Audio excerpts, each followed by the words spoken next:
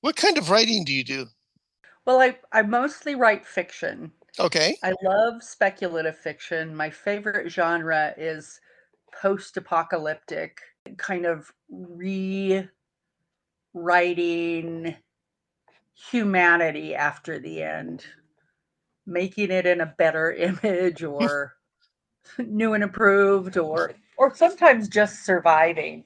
But I feel like people are people and there are certain things that we do when we're hit with disasters, and one of which is helping each other, which, in today's society, it feels like we're at odds with everyone. And I don't think that's how humans naturally are. I think that's learned behavior. I don't know if you knew this, but I'm a librarian. No, I didn't. Well, and as a matter of fact, this is my little brag.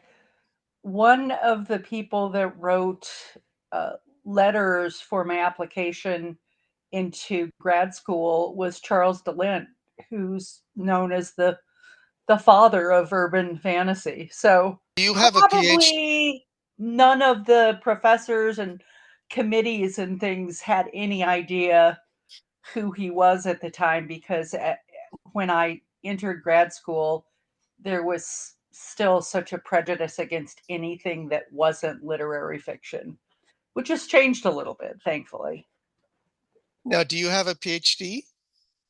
Not yet. I'm working on it. I am in my last year, maybe year and a half of coursework. Yeah, year and a half. I after this semester, I have two classes next semester and one class in the fall, and then it's dissertation time. And what is your dissertation? It's a book length publishable piece of literature. And I'm doing mine essentially about reconnecting with one's tribe. I'm Lenape, which is the Delaware tribe of Indians. And, raised as a white girl in Los Angeles, so didn't grow up knowing my culture. And I'm in the process of reconnecting, rediscovering that now. And so my dissertation subject is basically tribal tales and folklore, and then melding that into fiction and creative nonfiction. And it's probably more likely going to be a hybrid work with a novella, essays, and short stories. Well, very cool. Um, let's get started. But I mean, do you have any questions before we get started? No, I don't think so. Okay, then. Welcome to another episode of Fair Folk at Work. You know, for some people, fair is a momentary blast of creativity that they experience. For other people, it's more sort of a way station on a life of creativity. My guest today is Darla Hitchcock, and I think she represents more of the latter. But we will discuss that after I give Darla the traditional first Fair Folk at Work question, which is, who was the person who said to you there was this thing called fair, and what did they say to get you out there? Period. So it was actually my cousin Becky, and we were, I think, around 12 years old, and she had some flower wreaths hanging on her hair, the ones that they would sell from the pole. And I Yes? asked, "What are those?" And she told me about this wonderful place called the Fair that she went, I guess, with her mom. And I remember that forever and thought it just sounded like such a wonderful place.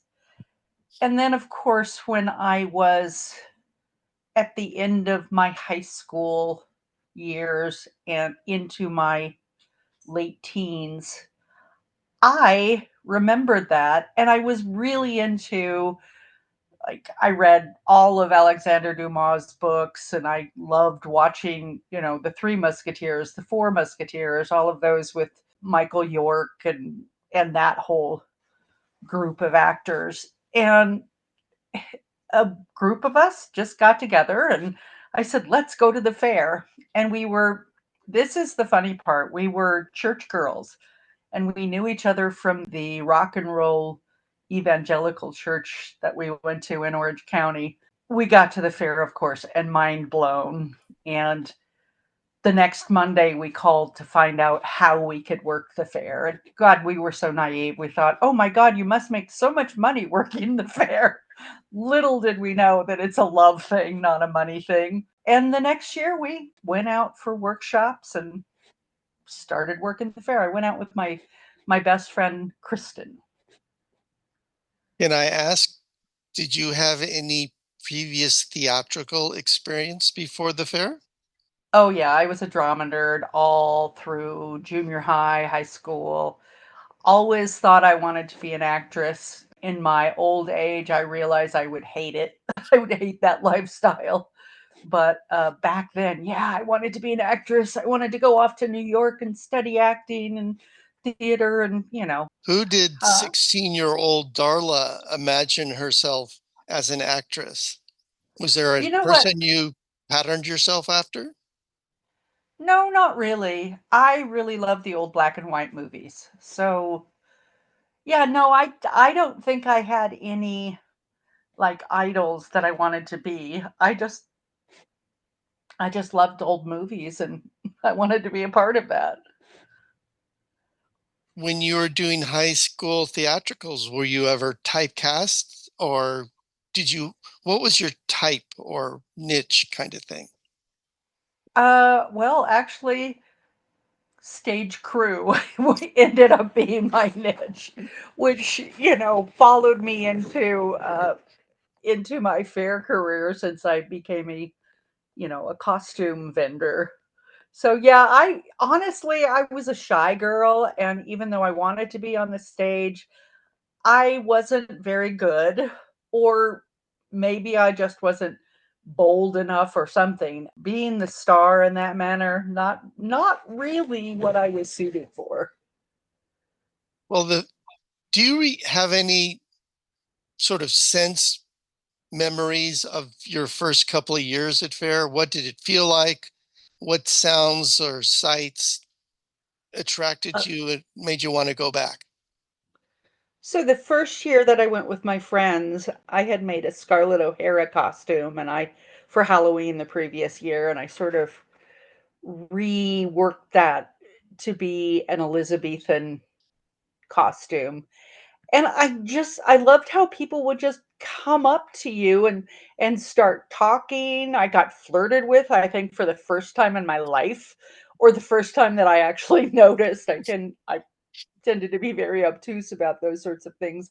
But it was so fun. I From the moment I stepped on the lot, I felt like I'd found my people. And when we went back and worked, I started off in court. And again, performing is not my personality, but my friend got us a job at Pat's Hats, and that was home. That was home. For those listeners not familiar with that booth, if you could take a moment and describe it and what your role there was. Okay. So Pat and Casey Jones had Pat's Hats, and the booth was really wide open. There was a little cottage that looked kind of like maybe a gnome would live in it. It was all thatched with these little shutters that had hearts cut out of them.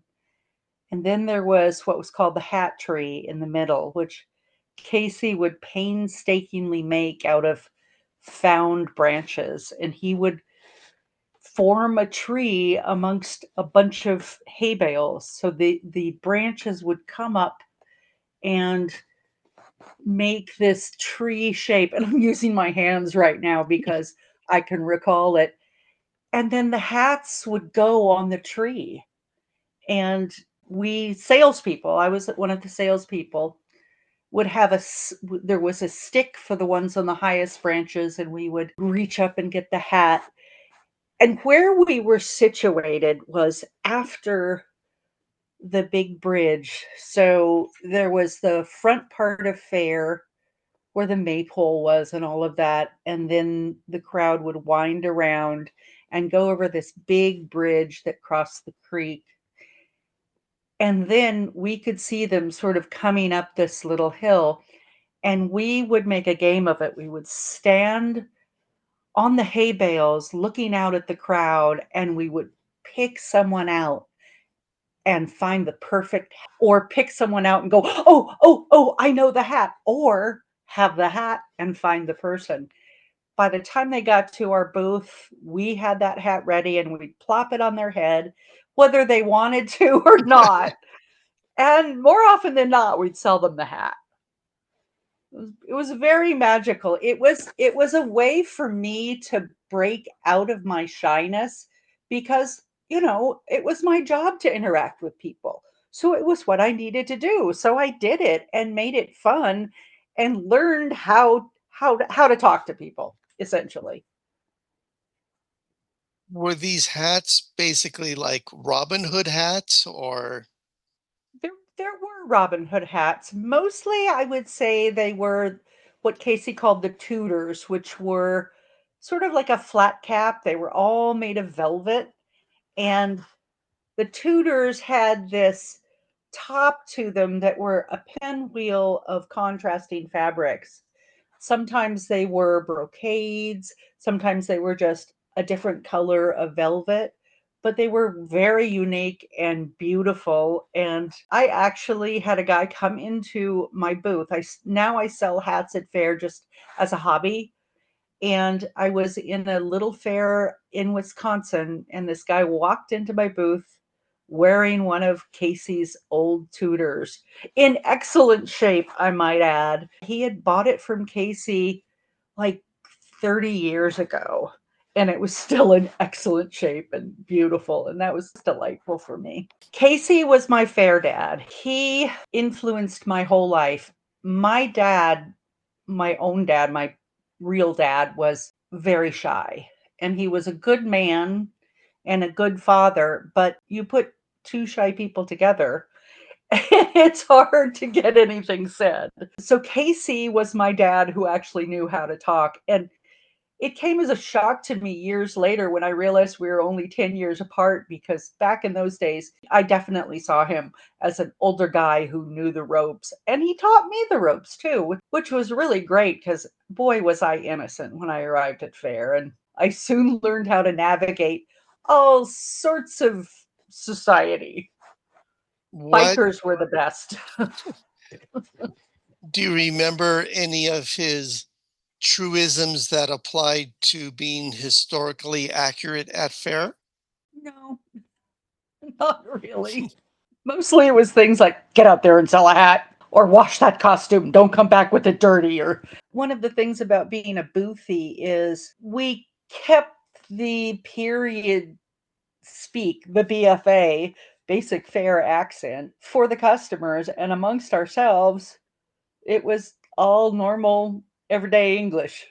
I was more on the street, not a boothie, but one of the things that I appreciated about learning how to approach people was that there always was going to be somebody else. And if somebody said no and didn't want to play, you could just say, okay, and let them walk by. And then 2 minutes later or 20 seconds later, there'd be somebody else. Yep. And in those days, with, like 20,000 people coming through the gates on a weekend, there was always so many next people. And the workshops we had, I loved the workshops. Oh my God. First of all, early spring, you're seeing your friends for the first time in, 6 months or 9 months or however long it's been, and you're out in the sunshine. And then being taught just simple things about wordplay and keeping things period. I really do think that losing the workshops it's not a good thing. They did so much for us. You know, even shy people, if they're taught even a few words, then they can go and greet people, and the whole setting, the whole area becomes the fantasy you're trying to portray. But if you don't give people those tools, they can't keep the fantasy going. Do you remember, other than saying, ooh, ooh, I've got the hat for you, do you remember any of the hawks or general street patter that you would inflict upon people walking by? Not for Casey's booth. I was never much of a hawker. I would try once in a while, but again, wasn't so much my bag. And I'm sure I remember them from my booth being a bodice booth and having a bunch of adorable college boys as my salespeople. So, how did you get from working for KC, and what was your next step in your fair career? In my real life, I had spent a year or two as a cocktail waitress. Never made enough money, hated it, really wanted to do something with my life. And my mom, who never had the best ideas for me, came up with a brilliant idea. And she said, "Why don't you go to fashion school?" And I was like, wow, okay. So I went and got my fashion degree, and I worked in the fashion industry for a couple of years. And honestly, I don't like working for corporations or even bigger companies. Some of the companies I worked for were great, others weren't. I didn't hate the industry. I just wanted to do something where I got to do more of my own thing. I'd been making my own costumes for years. By this time, I'd been working the fair maybe 5 years, and I thought, why not have a booth? So I went around and I talked to all of the costumers to find out what they did and how they did it and everything. And for years, Stephen Overstreet would say to me, "Damn it, why'd I do that? Why'd I answer those questions?" And it was a joke, of course, but that was pretty ballsy of me to just march into somebody's booth and say, "I want to do what you do. How do I do that?" And what were the pieces of wisdom that were passed on to you that you recall? Well, I remember Diane Longdoe telling me, "Don't be concerned if you don't have your whole stock for the entire fair ready. If you have enough for the first weekend, you'll be good. Just keep working on it in between." And I did that for years. Of course, it meant I rarely got a day off, but it's what got me going. And I don't remember any exact wisdom that Barbara Butcher gave me, but she took me under her wing and she taught me little things about dyeing things and how to make my production run smoothly and how to build a booth. She didn't build booths herself, but she hired people. But she would go and look, this is what I had them do. And that woman is such a creative. So Mhm. I learned from all of them. I was the young one and they took me under their wings. Casey, too. Casey had me sewing for him for many, many years. Why bodices? Well, because they're pretty and I liked them, and a woman had to wear bodices. And so they were the mainstay of my business. I had the rest of the costume, of course, too. I had skirts and chemises and gowns, and then I branched out into men's shirts and pants and all of that. It was just, I don't know, I liked making bodices, and they were beautiful and they were distinctive. No one in the fair made anything like mine. What in your bodice do you take particular pride in? Well, the fact they were ribbon bodices. Everyone would do a bodice that was a fancy fabric on top and then some sort of lining, but I used appliques of the fancy fabric on top of the just the regular fabric, which was a twill.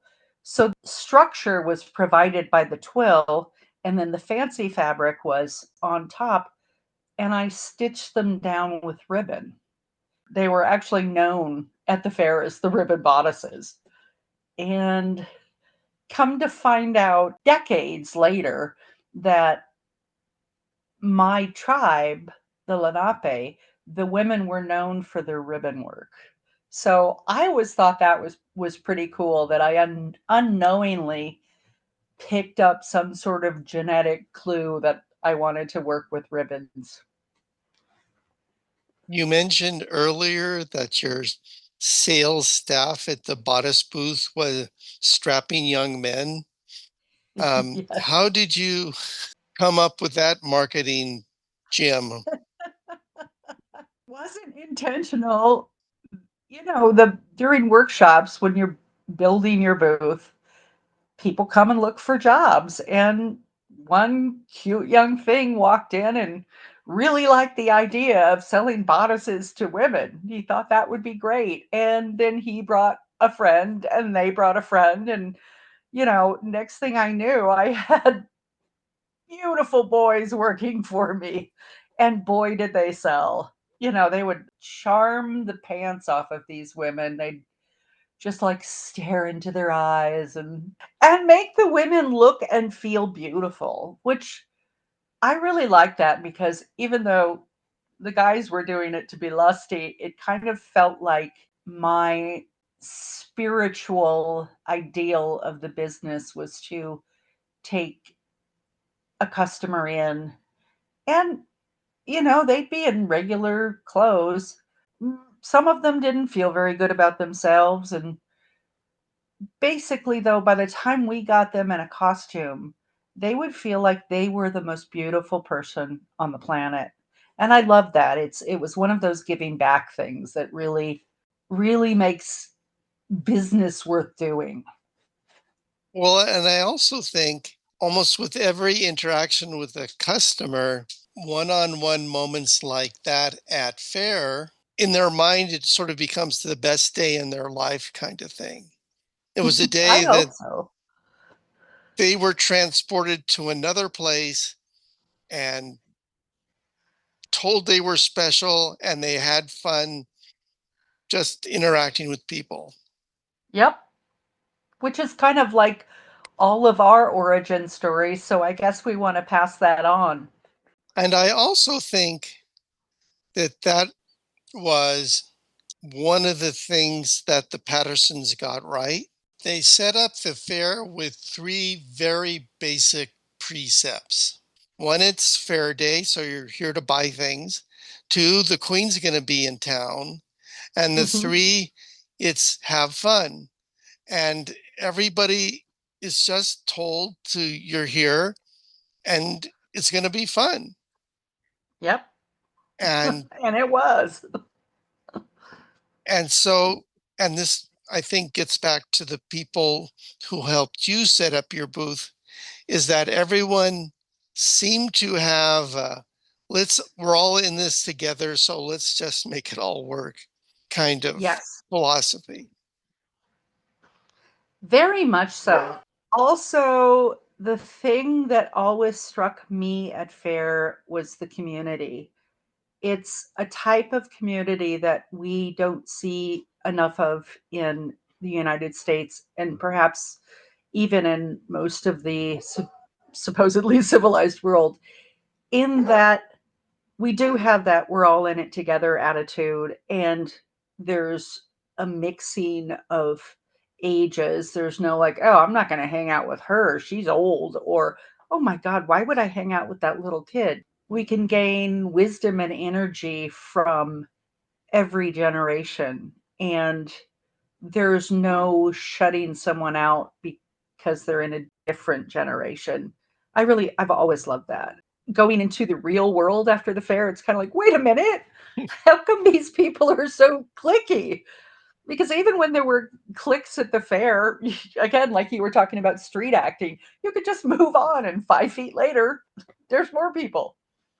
And you can say the wrong thing, and people will go, dude, and give you a chance to take back what you said and say, I'm sorry. Whereas, again, in the modern world that we live in, if you say the wrong thing, even accidentally, slip of the tongue or whatever, you're vilified for life. I think the fair is more of a kindler, gentler place, but people would call you on your crap. It wasn't like you could get away with being an asshole. You couldn't. But, if you were being one, people would say, oh, come on, knock that off. That's not who we are. I want to get back to you as the booth owner Okay. slash operator. If somebody who was not a good looking young lad came up to you during workshops and says, I'm interested in working at your booth, what would be your sort of elevator pitch on why you should work at my booth? Well, my elevator pitch is we have fun here. We don't get serious. Our job, yeah, is to sell costumes, but really our job is to help people enjoy themselves and love themselves. And as long as you like people, you're good. Did you ever have somebody, I'm not going to say, did you ever have to fire somebody, but that's kind of what I'm asking. Yes, yes. What I didn't accept laziness because you know what? I work my butt off and I expect my employees to work their butt off too.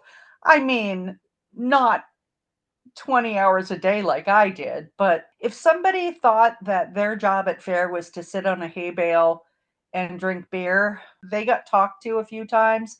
And if they didn't clean up their act, yeah, they were gone. It wasn't all about partying. It was about, that's my livelihood. And I'm not going to pay you to take food from my mouth. Now, did you say that you spent some time in court? Oh, yeah. I was like, court? Wait, when did I go to court? Yeah, when I first got to Fair, I was besotted with the jewels and glitter and fancy dresses. And yeah, so I joined court. And again, wasn't so much for me. There was a whole lot of studying to do. And I liked that, but I wanted to have more fun than I could. It wasn't for me. There were too many rules in court. And yeah, they were rules that had to be because you were presenting yourself as the nobility. But I was 19 years old and discovering what life was like. So I wanted to be out where I could really enjoy myself and talk to people. Court was one of those places where you had to keep your speech exact, and I didn't Right. know the lingo well enough to keep it exact. So essentially, I didn't talk, which was what I was trying to break out of. So why go to this vibrant place and choose another little niche that puts me in a silent mode? Did you ever go down the avenue of singing or dancing or that type of presentation? Well, I was in the entertainment department for a while, and I would audition for shows and I would do street gigs, and that was very much fun. But my favorite part of that was being taught improvisation by Dennis and Ernie. And then they essentially took my friend Kristen and I under their wing. So somehow here we were these just girls from nowhere, and we got some of the bigwigs taking us under their wing, which was awesome. Do you remember any specific lessons they taught you or bits you did with them? One of my favorite memories was we were practicing improvisation, and I don't know what the bit was. And this was actually for Dickens Fair. But, we're doing our yes and or whatever that is. And I got flustered and used a curse word and drew the biggest laugh. I kind of at that point knew the power of humor because I never, not only never considered myself a funny person, but never wanted to be a funny person. And that was just sort of eye opening. And also, I think that that's what made Dennis, anyway, go, okay, she's ours. Did you there's a reason for this question, but did you ever experience that same level of success on a stage show? No, I wasn't in a stage show until many, many, many, many years later at the Pirate Fair in Vallejo. And that was my one time having a decent sized role in a stage show. And even though it was fun to do, I didn't like it. I didn't like being on stage. I it really just wasn't for me. And that was kind of my for an entire life of wanting to be an actor was like, oh, wait a minute. I don't actually like this. So that was a aha moment as far as that goes. So I really acting was not my forte. Talking to people was my forte. Would you say that you preferred creating a smaller moment with a specific person rather than a more impersonal moment with 600 people that processed out of a pre-planned production? Absolutely. Absolutely. The one on one or the one on five, or I love a good party, but yeah, the whole 600 people thing was, I mean, sure, it was fun when I got laughs and fun when people came up afterwards said, "Oh, you were so great. I loved you." That's gratifying, but it still isn't as gratifying as it is for me to get into a really great conversation with someone or several people. And also, here's another thing I didn't like about that. I was using someone else's words, and I like using my own words. My thinking is sort of a process, so there's a delay between what I think and what comes out of my mouth, and that's not good for improvisation. But I like it to be my words that make the impression. Funny, I became a writer, huh? Yeah. Well, I guess we can use that as a segue. So, talk to me about your transition from Faire to your academic writing career. Okay. So, besides just doing Southern and Northern and Dickens, I also was on the circuit for a few years where I would drive cross country, miles and miles and miles. So I would listen to, at that point, books on tape. And I sort of honed my ear for writing through all of that listening. And I had been a poet back when I first started going to fashion school, but really was like, no, I would have, if I went to school for this, it just wouldn't, mom would not be happy. And I would be a teacher. And at that point, teaching, I considered to be the seventh level of hell. So, stopped being a poet, concentrated on my career for decades. But during all of this driving, listening to books, I've always loved books, but this kind of subconsciously taught me how to write well. And fast forward to the economy, of course, took a downturn after 9/11. Then thereafter, we had globalization. And the next thing I knew, people were wearing shitty versions of my bodice made in China or making a version of my bodice from the pattern they found in Butterick. Uh, should have sued on that one. And my business wasn't doing as well, and I was working more and more. Another factor of globalization is that a lot of the contractor shops closed down because so much was being done overseas, which made it really hard for someone like me who relied on them. Like the bases of my bodice, which were not precision sewing. They were taking two pieces of fabric and putting them together. So you get the base of the bodice. And then I would dye them and add the contrast fabric, etc. Or making skirts, which are simple, you know. So I would have contractors do that while I did the fancy sewing and the precision sewing. But it got to the point where you couldn't find a good contractor anymore. So I was working 90 hours a week when fairs were on and making less and less and less money. And then there was 2008 with, you know, the bottom falling out residential housing market. And I owned a home, which I had a balloon payment on. And 3 years I tried to save my home and finally just had to give them the keys. And at that point, I moved into an Airstream and I towed it around from fair to fair. And one of the things about traveling like that is most of the places you're staying, there's no electricity, there's no cable. You know, you have your battery powered lamps, but you can't go watch TV. So to fill my time, I started writing. And then I started writing about my adventures on the road. And then I started a blog. And then I wanted to write fiction. So I went back to school to take a class, maybe just one class, and I was captivated by academia and learning how to write and just watched my life go that way until I had to make a decision.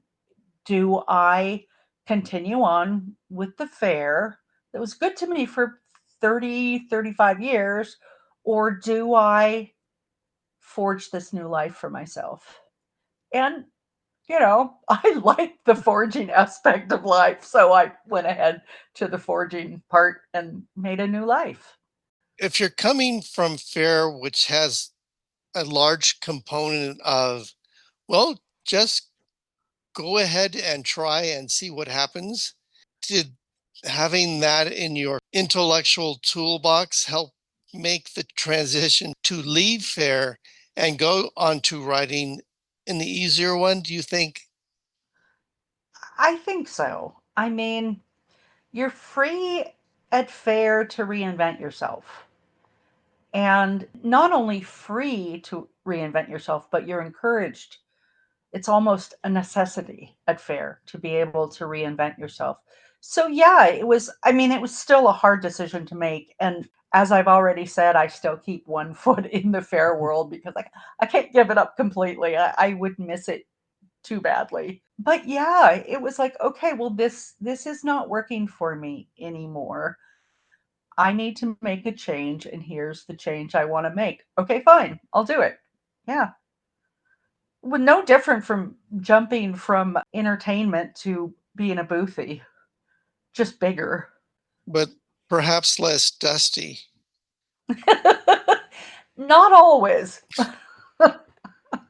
And then I also end up living in places like South Dakota. Like, what? Why am I here? Oh, yeah, there's a plan. Have you ever said a story at Faire? Absolutely. I have an as yet unfinished novel that I actually started writing while I was still doing Faire part time. It is called The Travelers, and it takes place 5 to 10 years after a mystery disease has wiped out a good 75, 80% of the population of the planet. And it's all about rebuilding. And one faction of people who are called the travelers. They travel around. Some of them set up fair like places, carnival like places where everyone gets together and comes and buys what they've collected on the road. But the essence of their job in the post apocalyptic world is to build a better society. Because I think the Fair is a better society at its bottom line. I mean, it's grown in different directions in the decades, which of course it does and has, but I think at its heart, it's a better society. So, yeah, it's the basis of my story. That's all I was saying. How would you characterize in general your fiction, and to what extent is it derived from Faire? Hmm. How would I characterize my fiction? I Yeah, I don't know that I can answer that one. Uh, Well, I pretend I'm a bookseller and you're trying to come through the door and you want me to carry your book. All of my writing emphasizes the good in people and hope and building a world where we can love each other and get along, whether we have different viewpoints or not. I firmly believe that people are hardwired to cooperate. And this is actually held up through science. From the time before we were upright, people, animals, primates cooperate. And that's what my fiction is all about. Is it science fictiony or speculative fiction or It's, yeah, it's speculative fiction. Speculative fiction, for those that don't know, is it answers the what if question. Now, most literature does that, but speculative does that as a wider umbrella. Even though I get a lot of my ideas from science, I wouldn't necessarily say that it's science fiction because it's not hard science. And also, I don't think I've ever written anything that required space travel. Although zombies, I write a lot about zombies. I love zombies. are you pro zombie, or do you have lovable, heartwarming zombies, or do you have the blood dripping, ghoulish, inspiring hell on earth zombies? Well, there's a lot of humor in my writing, and with zombies I do a lot of like looking at science and seeing, prion diseases. Yeah, that could cause zombiness, right? And then mixing humor. It's not really stories about the zombies, although that might be a good prompt, but it's about dealing with the zombies and making life go ahead even with zombies. That would be the zombie subgenre that I would be the most interested in. My extensive pre interview research brought to my attention that you ended up at the University of South Dakota. Yep. What have you learned at South Dakota that Uh, supplemented your life at Faire? what I have learned the most is that I was blessed and also naive being at Fair because I thought that all people and all societies were the same. I thought everyone had that hope. And don't get me wrong when I say this, okay? But academia is so freaking competitive. Yes, And I'm not a competitive person. So quite often I'm like dumbfounded by how competitive it is. And yeah, I mean, I still love it and I'm learning to navigate it, but I don't think I will ever be the type that tries to get a tenure track job because I don't want to be in such a competitive environment. I'd rather teach a few classes and write than do any of the political maneuvering because they confuse me. I don't understand. I agree entirely with what you're saying. Yeah. Also, I didn't find that to be an evidence in undergrad.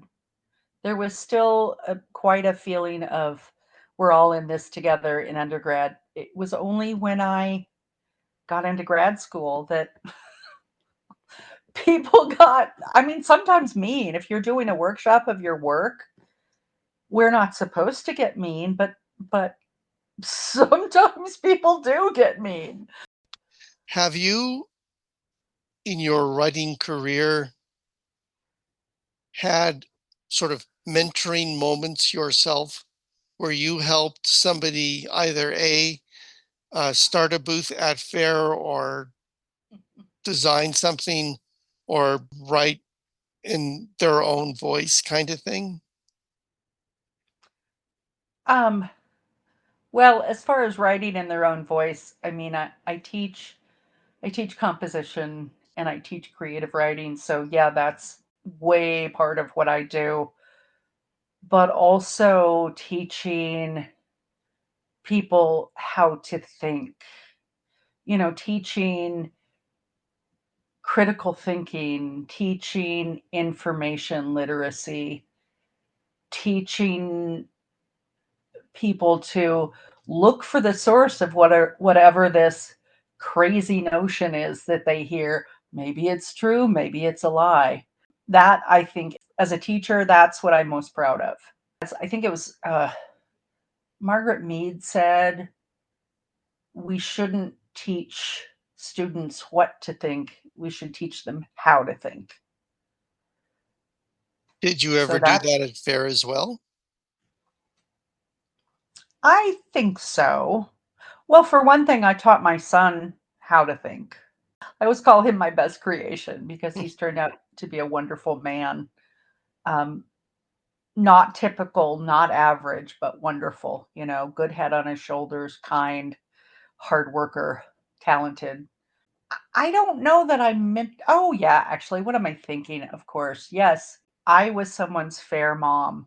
My friend Becky, who was raised on the East Coast in Maryland, and her similar life path as mine. Her parents were definitely hard shell Christians, definitely evangelical, and then she became this little free spirit. And so I helped her navigate Faire and navigate life and education because she's wanted to go back to school. She was a signer in college classes for a while, and she didn't have this specific degree, so she's kind of stuck. So I encouraged her with that, but also she has this jewelry business, and she occasionally calls me and goes, "How do I do this?" And I'm really proud of what she's done because she's gone from, just making little things that were cute to someone that's a fine artisan with her jewelry and creates outstanding booths that are a marvel to go in because they evoke a mood. So yeah, I guess I've been a fair mom too. I'm sort of running out of words. And so, somewhat uncharacteristically, I'm going to stop talking. When you are kind enough to say, yes, I will do an interview, was there something or someone you said, I've got to be sure to mention so and so or what's in such? So, this is your chance to recall whatever that is, if that makes sense. Well, yeah. Well, of course, there's Casey Jones. He, again, my fair dad. Such a loss to me when he passed on. Michelle Amsbury, love her to death. Don't get to talk to her ever because she's always still so busy. I've come to know Julie Johnson, but it's funny because even though we were in overlapping circles back in the fair day, I didn't really get to know her until I was in South Dakota and she was in South Dakota.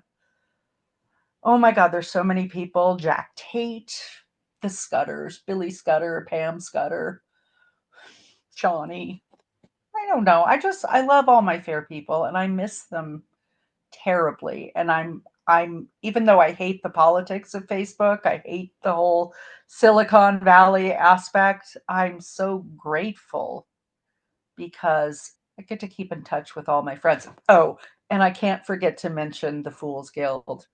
My God, such a time. I think I was the little sister, which kind of perplexed me at the time, but I love all those guys. I'm so happy to have been part of not just the fair, but the world of the Fools Guild. You, Jonathan, Skip, Andy, Toby Joe. does any particular Fool's Guild party stand out to you? Well, all of them. I mean, from the parties in West Hollywood at the Guild Hall, which were great. And I also lived around the corner, so there was never any like, uh-oh, I can't drive home because I could just walk. But I think some of the parties at the boys' camp in Griffith Park were amazing because they ended up being like 3-day parties. We would spend Friday and Saturday day building our set for whatever party it was. And then Saturday would be the party. And then Sunday would be, oh my God, I'm so hungover. Oh, look, we have to take these walls down. And it was, I don't know, it was summer camp for fools. And it was an amazing experience. And again, we were all safe. Nobody had to drive anywhere. So if we got drunk, that was okay. One year, I essentially put up my Dickens Fair facade and made a lounge room. And that was very cool because boy, did we take advantage of having a lounging space in the middle of the party. And then there was one Halloween where there's two things. Two of us won awards in the costume contest. One was Shawnee Scudder and her boyfriend put a door on wheels, and it was essentially they were the door for trick or treating. So, they'd be like, "Oh, hello, here, have some candy." And then I made a Zoltan machine on wheels, which was just a big plywood box with me dressed like a gypsy. And people, I actually made $14 because people actually put money in the slot. But I would hand out fortunes that said, your heart will be stolen by a Sumatran headhunter. And Zoltan says, no. Things like that. And I thought it was really hilarious that I was a costume designer, and the only award I've ever won for a costume contest was for a prop. I, Yeah. I started off by saying I'm speechless, but that story robs me of whatever words I was going for. So let me give you my closing question quandary kind of thing. Congratulations, you have been awarded the Phyllis Patterson Lifetime Achievement in Life Skills Learned at Fair Applied Elsewhere. Aw, Congratulations. thank you.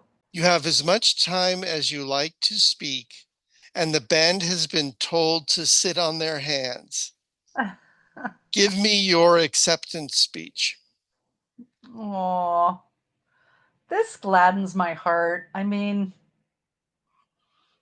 that woman just came up with the most fabulous idea and then let us run with it.